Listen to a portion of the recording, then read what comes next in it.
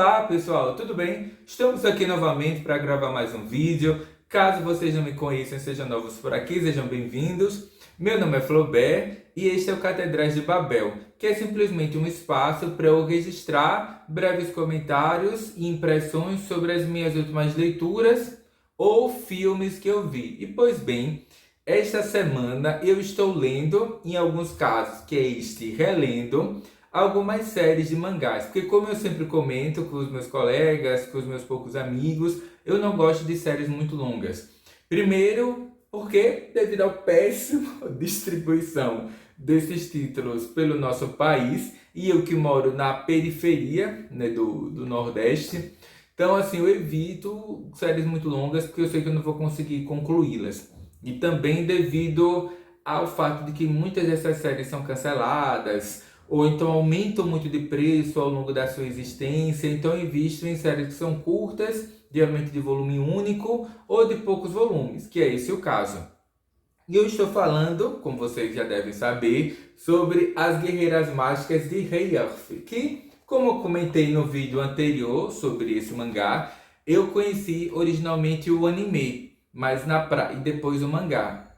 Só que na vida efetiva, né, o cronológica, a ordem de produção foi diferente. Primeiro saiu o mangá, fez da Clamp, né, dessas quatro meninas, fez um relativo sucesso, virou um anime, virou mais de pelo menos uns 2 jogos de videogame, né, de computador, etc. Originalmente aqui no Brasil ela saiu em 12 volumes e nessa coleção aqui da JBC ela só saiu em 6 volumes. Eles compilaram as 12 edições anteriores em 6 volumes. E é isso. Pronto, são 6 volumes. E o engraçado, agora durante a leitura eu fiquei em dúvida, porque são 3 volumes de uma primeira fase, esse aqui é o segundo, e mais 3 de uma segunda fase. Aí eu fiquei em dúvida. Será que a segunda fase saiu devido ao sucesso do anime? Ou já era algo planejado pelas criadoras aqui dos estúdios Clamp? Não sei detalhes sobre os bastidores de produção das Guerreiras Mágicas de Rei Earth. Outra dúvida que eu fiquei na leitura, por que Rei Earth? Já que esse é o nome de um dos personagens coadjuvantes, não tem destaque na obra, então por que o mangá virou As Guerreiras Mágicas de Rei Earth e não As Guerreiras Mágicas de Sephiris, que é o nome do mundo no qual a história se passa, se ambienta. Caso você não tenha visto o vídeo do volume 1, ele conta uma história relativamente simples. São 3 meninas que no Brasil, na dublagem, elas foram chamadas de Lucy, Marine e Anne. Aqui no mangá, pelo menos dessa versão aqui da JBC, eles mantiveram os nomes originais das personagens, que são Hikaru Shido, Umi Ryozaki e Furuhoshi. Acho que na versão dublada, pelo menos aqui era exibido no SBT, eu acho que eu preferi, entre aspas, pelo menos quando eu era criança, os nomes, digamos que ocidentalizados, que facilitava para você decorar e associar o nome aos personagens. Aqui não, todas as personagens eles mantiveram os nomes originais. Enfim, essas 3 meninas, elas são convocadas pela princesa Emerald, que é o pilar no sustentáculo desse mundo fantasioso de Zephyr. Elas são convocadas e teletransportadas da Torre de Tóquio para esse outro mundo, Zephyr, e elas recebem uma proposta, né? Elas só têm um modo de voltarem para casa, se tornando, entre aspas, essas guerreiras mágicas lendárias, salvar o mundo de Zephyr, e assim elas vão retornar para a Terra. Originalmente, no volume 1, como vocês se viram no vídeo anterior, elas são recepcionadas pelo Guru Clef, que ele parece uma criança, mas ele tem 750 anos de idade. Elas descobrem que Zephyr é um mundo altamente mágico, e aqui, nesse mundo de Zephyr, o desejo, a vontade, ele se materializa na forma material, né? Se materializa em forma material, enfim, é isso. Porque, na verdade, pelo que dá para entender, eles chamam nesse mundo de magia, mas não é magia. Como eu disse, é a materialização dos desejos, das vontades, dos impulsos. Então, os personagens, a partir da sua força de vontade, do seu querer, eles atuam e essa atuação, essa vontade, essa praxe transmuta e cria o mundo. E aparentemente todo o mundo de Sefirot é mantido pelas orações e pelas energias positivas dessa imperatriz, dessa princesa Emerald. Ponto. E ela está aprisionada pelo seu antigo sumo sacerdote, que ela é teava de veneração, né? Zagodo, uma coisa não é assim bem esquisito. E elas recebem essa missão de despertar meshes, ou mechas, né, que são robôs gigantes que são na verdade a materialização de seres elementais, que é o Ceres, o Windows e o Rei Earth, e a utilização dessas máquinas gigantes, que são a materialização de seres elementais, elas têm essa missão de salvar a Princesa Emerald. Pronto. Que isso é mostrado no volume 2. Elas recebem essa missão do Guru Clef, né, de se tornar essas guerreiras mágicas, e ele concede a elas, não é mostrado no volume 1, armaduras especiais que evoluem e progridem ao longo da evolução espiritual e do desejo, da força de vontade delas, né? Elas são enviadas, entre aspas, para uma floresta para encontrar uma armeira, que é Prisea, deixa eu ver o nome esquisito, Prisea, que inclusive no final do mangá tem, como é que se diz, um perfil dos personagens, com eles desenhados assim, de uma forma bem caricatural, bem engraçada, e dando as informações básicas sobre os personagens principais que são apresentadas nesse volume, né? Que é a Princesa Emerald, Guru Clef, Prisea, que é essa ferreira, essa armeira, e o Fério, que é um ranger que elas encontram numa floresta. Então elas vão até essa Prisea, e ela diz que para fabricar essas armas mágicas, elas precisam encontrar e conceder a elas um metal especial, chamado de escudo, porque a partir desse metal ela consegue construir armas que se moldam também e evoluem, progridem à medida que elas se tornam mais poderosas. Esse poder não é físico, mas é espiritual, né? E daí transcorre a narrativa, né?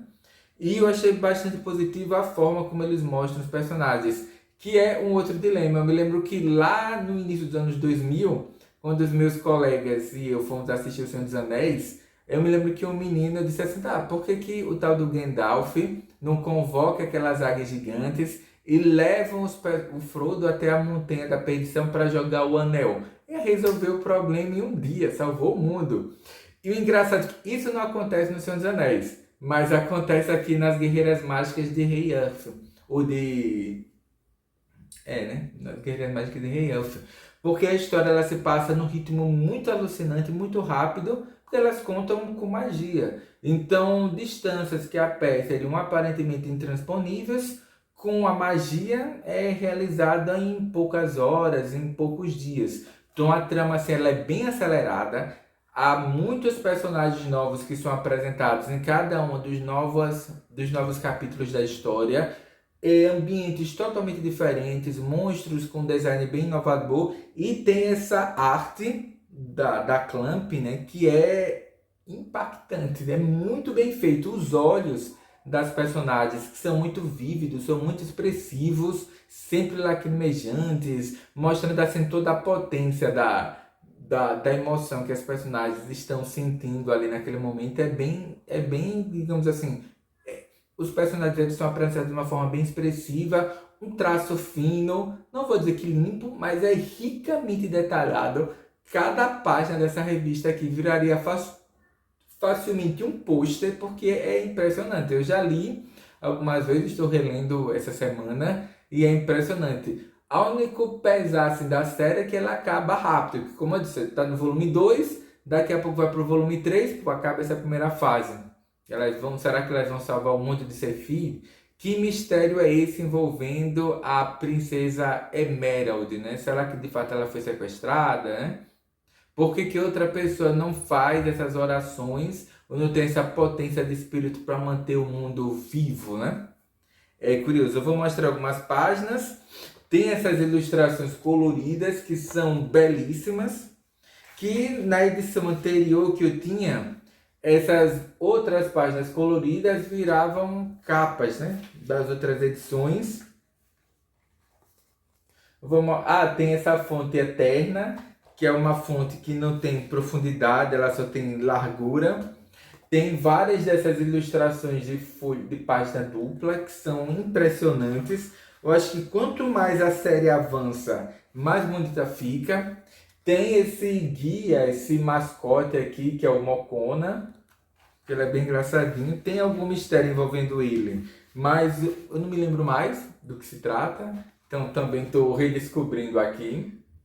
Que é um ser de natureza mágica, ele pode convocar objetos, enfim, né?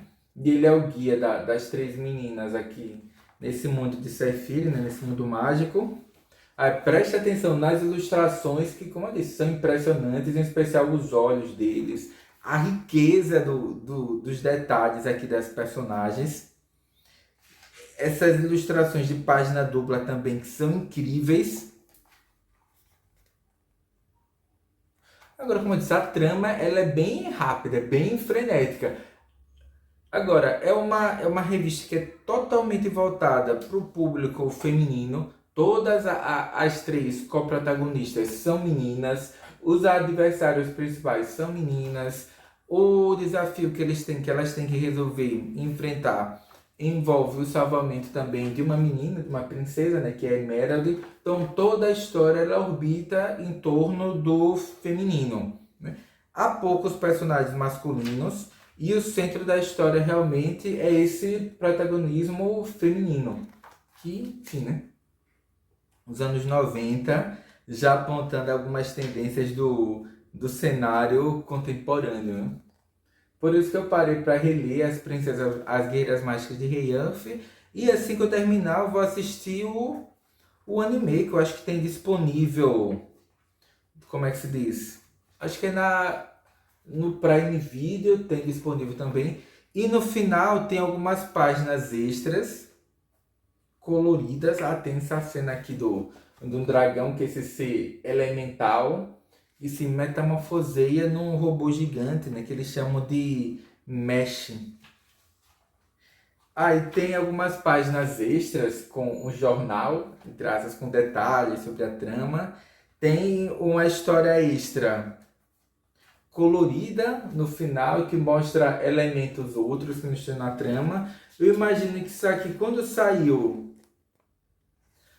ele saiu talvez numa versão encadernada, numa reedição, essas páginas elas foram apresentadas como um plus, como elemento extra, né, para os fãs, que mostram detalhes sobre a história, que acaba enriquecendo mais a narrativa. E notícias das Guerreiras Mágicas de Heianf, né? Falando sobre o jogo de videogame, sobre o anime que foi produzido a partir da série, enfim, né? Acho que é uma leitura altamente recomendável. Tem fortemente esse protagonismo feminino. Toda a história é contada em torno dessa mística, né? Eu acho que vou usar essa expressão, dessa mística feminista. E, enfim, e se encerra em 6 volumes, como comentei no início. É desse tipo de série que é bom colecionar, porque ela acaba rapidamente. Então, por enquanto é só. Fica a dica de leitura das Guerreiras Mágicas de Heianf, que é uma série curta, acaba em 6 volumes. Cada um deles é R$16,90. Não sei se atualmente ele ainda se encontra para comprar, mas vale a pena visitar o site da JBC para ver se tem disponível. Enfim, né, por enquanto é só. Até breve e até a próxima leitura, né? Até o próximo vídeo.